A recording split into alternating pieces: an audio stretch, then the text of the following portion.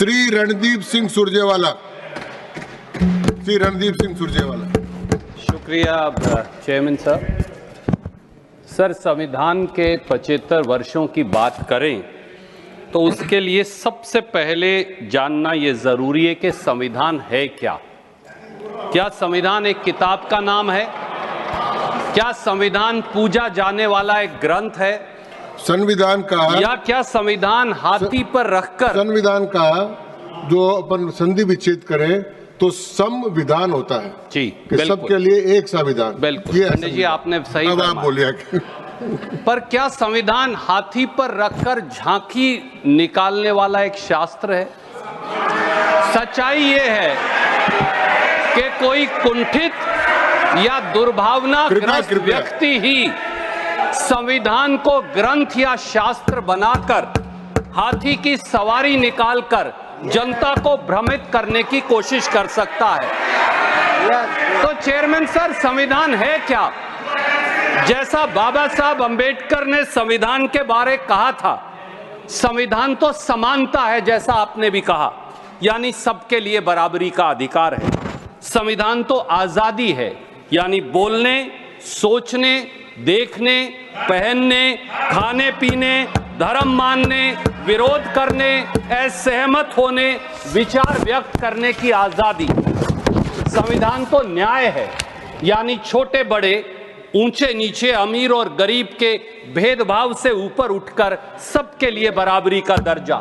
संविधान तो भाईचारा है, जैसे मेरे एक और साथी ने कहा, यानी धर्म और जाति की नफरतों और विभाजनों से ऊपर उठकर प्रेम, सद्भाव, सदाचार और संविधान का नाम संविधान है। संविधान के 74 सालों पर चर्चा के लिए संविधान के मायने जानना जरूरी है, क्योंकि सत्ता के हीरो का मुकुट पहना बादशाह आज संविधान के मायने भूल बैठा है। सत्ता के सिंहासन और बड़ी बड़ी कुर्सियों पर बैठे लोगों को आज की तारीख में जानने की जरूरत है कि संविधान के मायने क्या हैं, और मैं अपने शब्दों में उन्हें चरितार्थ करने की कोशिश करूंगा। वो राज के तंत्र, यानी सत्ता हथियाने और सरकार बनाने को संविधान मान बैठे हैं, पर देश के लिए गरीबों की मुसीबतों और जनता की जरूरतों के आगे सत्ता की जवाबदेही के प्रजातंत्र को संविधान कहते हैं।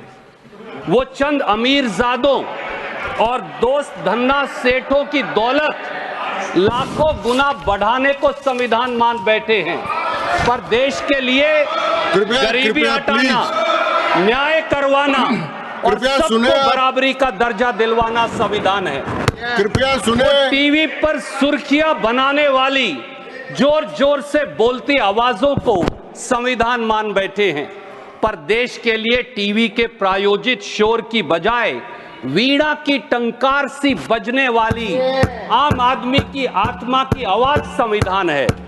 वो ईडी, सीबीआई, इनकम टैक्स के डंडा तंत्र से विरोधियों को झुकाने और सरकारों को गिराने को संविधान मान बैठे हैं, पर देश के लिए चेयरमैन सर, नैतिकता, बहुमत और ईमानदारी की कसौटी पर सत्ता और शासन का खरा उतरना ही संविधान है। वो सरकारी खर्चों पर दुनिया घूमने, इश्तहार छपवाने, कपड़े बदलने और दूसरों को नीचा दिखाकर कहे कहे लगाने के अधिकार को संविधान मान बैठे हैं, पर देश के लिए सर, जूती गांठने वाले गरीब, बोझा ढोने वाले कुली, मोटर रिपेयर वाले मिस्त्री, ट्रक चलाने वाले ड्राइवर, अनाज पैदा करने वाले किसान की आवाज को बुलंद करना ही संविधान है। वो साधु का छद्म वेश धारण कर अहंकारी ताकत के नशे में मर्यादाओं की लक्ष्मण रेखा को कुचल देने को संविधान मान बैठे हैं। पर सर, देश के लिए तो पक्षी राज जटायु की तरह न्याय व कर्तव्य के बोध के लिए कुर्बानी देना ही संविधान है। आजकल संविधान के नाम पर बड़े बड़े लोगों द्वारा भारतीय राष्ट्रीय कांग्रेस को गाली देना और लांछन लगाना फैशनेबल हो गया है।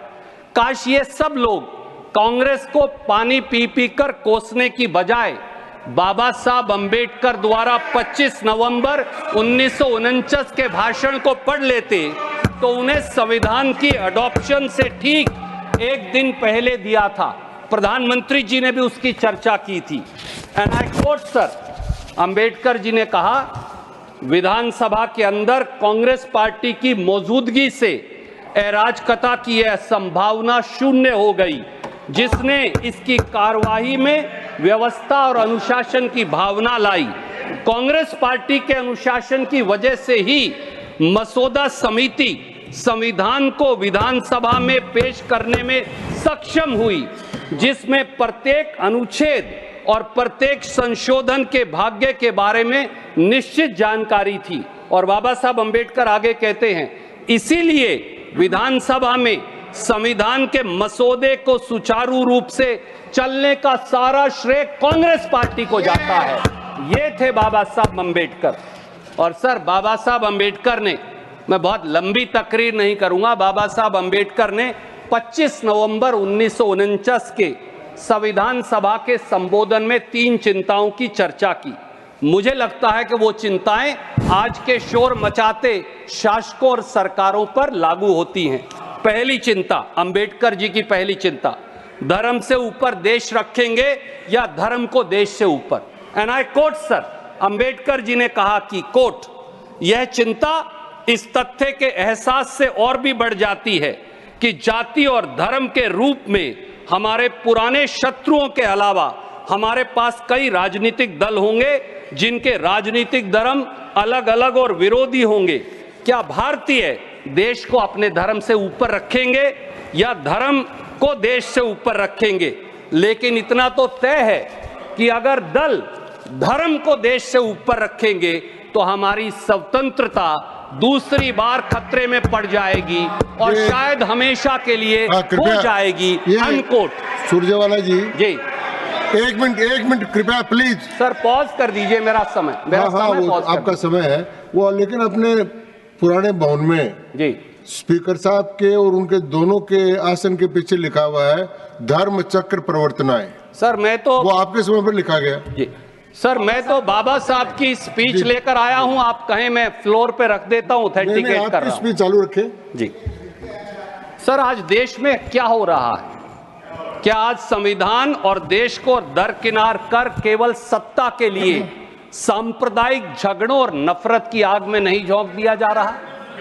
सत्ता की शहतीरों पर बैठे मुखिया जब शमशान बनाम कब्रिस्तान की बात करें, जब मटन, मंगल सूत्र और मुजरे की बात करें, उसे अपना चेहरा बनाएं, जब लोगों को कपड़ों और टोपी से पहचाने, जब बच्चों की संख्या की गिनती से देश की नीतियां चलवाएं, जब दीपावली, रमजान और क्रिसमस का टकराव करवाएं, तो फिर बताइए क्या बाबा साहब की चेतावनी से सीख लेने की जरूरत नहीं है?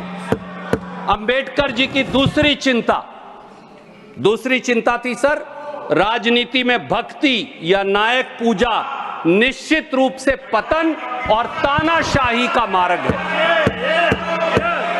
और 25 नवंबर 1949 को मुझे मालूम है कि वो शोर से सत्य को पराजित करने की कोशिश करेंगे, पर इसमें कामयाब नहीं होने वाले। 25 नवंबर 1949 को अंबेडकर जी ने फिर कहा, एंड आई कोट सर, यह सावधानी भारत के मामले में किसी भी अन्य देश की तुलना में कहीं अधिक आवश्यक है, क्योंकि भारत में भक्ति या जिसे भक्ति का मार्ग या नायक पूजा कहा जा सकता है, उसकी राजनीति में एक ऐसी भूमिका निभाती है जो दुनिया के किसी भी अन्य देश की राजनीति में निभाई जाने वाली भूमिका से बेजोड़ है। धर्म में भक्ति आत्मा की मुक्ति का मार्ग हो सकती है, लेकिन राजनीति में भक्ति या नायक पूजा निश्चित रूप से पतन और अंततः तानाशाही का मार्ग है। अनकोट। सर, पिछले 10 साल में हमने देखा कि एक व्यक्ति की पूजा और अंधभक्ति से किस प्रकार संस्थाएं मरती रही, मर्यादाएं गिरती रही और एक छत्रवाद और तानाशाही बढ़ती रही। इसके कुछ उदाहरण मैं देना चाहूंगा। एक व्यक्ति ने कहा किसान को लागत पर 50% मुनाफा मिलेगा, 2022 तक किसानों की आय दुगनी हो जाएगी। नतीजा क्या हुआ? उल्टा सरकार बनते ही उचित मुआवजा कानून को खत्म करने की कोशिश की, फिर किसान विरोधी काले कानून लाए, 700 किसानों की शहादत हुई और आज भी किसान दिल्ली आने के लिए सिसक रहा है। एक व्यक्ति, सर 2 मिनट्स, एक व्यक्ति ने कहा कि नोटबंदी लाऊंगा, काला धन, नकली नोट और उग्रवाद 50 दिन में खत्म करवाऊंगा। काला धन तो खत्म हुआ नहीं, नकली नोट तो खत्म हुए नहीं, उग्रवाद नक्सलवाद तो खत्म हुआ नहीं, अर्थव्यवस्था खत्म हो गई। एक व्यक्ति ने कहा कोरोना में बगैर सोचे समझे लॉकडाउन लगाया, कहा ताली बजाओ, मोबाइल की लाइट जलाओ, कोरोना जादू से खत्म। कोरोना तो खत्म हुआ नहीं, गंगा मैया लाशों से हट गई, लाखों लोग हजारों किलोमीटर पैदल चलकर गए और लाखों रोजगार खत्म हो गए। एक व्यक्ति ने कहा, सर मैं बस खत्म कर रहा हूं, एक व्यक्ति ने कहा कि रात को 12 बजे संसद में घंटी बजाओ, जीएसटी लाओ, अर्थव्यवस्था आगे लेकर जाओ। जीएसटी आम व्यवसाय के लिए गब्बर सिंह टैक्स बन गई और सरकारी वसूली मेरा का नाम है घनश्याम जीएसटी। सर एक तीसरी चिंता की मैं 1 सेकंड में चर्चा करूंगा। अंबेडकर जी की तीसरी चिंता थी आर्थिक और सामाजिक असमानता राजनीतिक लोकतंत्र के लिए खतरा। सर 1 मिनट, 25 नवंबर को अंबेडकर जी ने कहा हमें इस तथ्य को स्वीकार करके, कोट सर, हमें इस तथ्य को स्वीकार करके शुरुआत करनी चाहिए कि भारतीय समाज में 2 चीजों का पूर्ण अभाव है। इसमें से एक है समानता।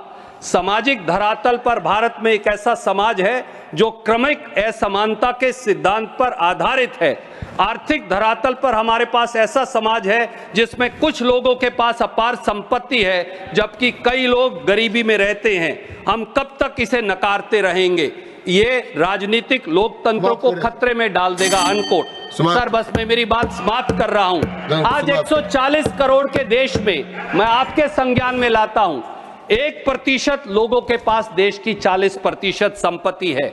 हम एक बार फिर अंग्रेजों की आर्थिक असमानता में पहुंच गए हैं। किसान तो 27 रुपया प्रतिदिन कमाता है, इनके उद्योगपति मित्र 1600 करोड़ प्रतिदिन कमाते हैं और हजारों करोड़ का घोटाला करते हैं। संविधान को सशक्त बनाना है तो संविधान को सशक्त बनाने के लिए बाबा साहब की इन तीनों चिंताओं पर जरूर गौर करनी पड़ेगी, तभी संविधान सशक्त हो पाएगा। क्योंकि लोग भी कह रहे हैं कि श्री मुजीबुल्लाह खान, संविधान हमारा नहीं चलेगा। धन्यवाद।